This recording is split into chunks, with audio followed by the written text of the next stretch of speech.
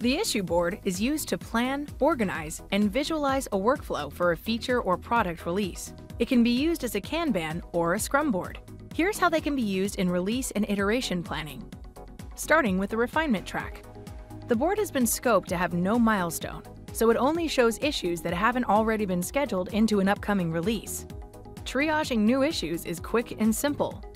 If the new issue gets opened, it shows up in this triage list, based on templates that have been set. GitLab lets you shift issues around on the board to plan releases efficiently. If the issue is a mere bug, you know you can move on with design. Moving this AP bug all the way into refinement notifies the engineers that they can jump in. Every week, engineers will look at the refinement lists and note the signal that they need to start estimating and breaking issues down into implementation tasks. As soon as the bug gets weighted, you can add a weight directly within the board in the sidebar. Then, move that issue into Ready, which will flow into the release planning board. You can see the status of the API bug thanks to the Ready label. This issue is still in triage. It's not ready, so it won't be scheduled out yet.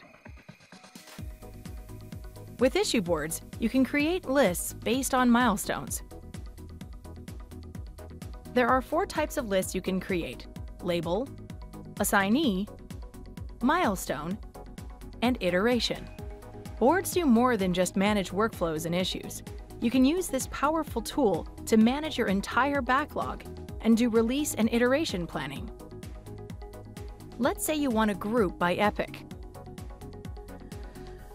All your issues are grouped by the feature they belong to, allowing you to sequence them into upcoming releases. It's estimated that the team can complete 50 weight in the given 8-week period. Now that high-level release planning has been done, tracking the progress of these high-level issues is needed. This is where a roadmap comes into play. A roadmap is a high-level executive view. It shows you all upcoming issues and epics scheduled out over the upcoming releases. Once an issue has a time box, milestone, or due date associated with it, it gets automatically inferred into your schedule. Similar to Epic Hierarchy and Epic Detail View, you can unfurl your schedule to track progress reporting. As the team works through and delivers different epics and issues, GitLab will show you the burn-down progress for each of them. Here you can see the epic's completed weight versus assigned weight. As you can see here, Add Some Reporting for the supply chain has 0 weight.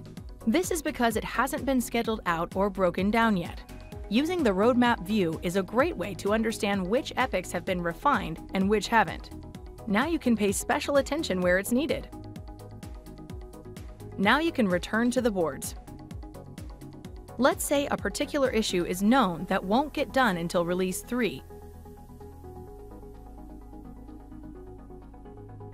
Going back to our roadmap, the epic duration has been adjusted to account for where the issues have been scheduled within it. Now you can dynamically manage your roadmap without manually setting start dates and end dates. You can also filter your roadmap view by label, milestone, epic, and author. This is a great way to drill down on specific issues or epics and align your work across teams.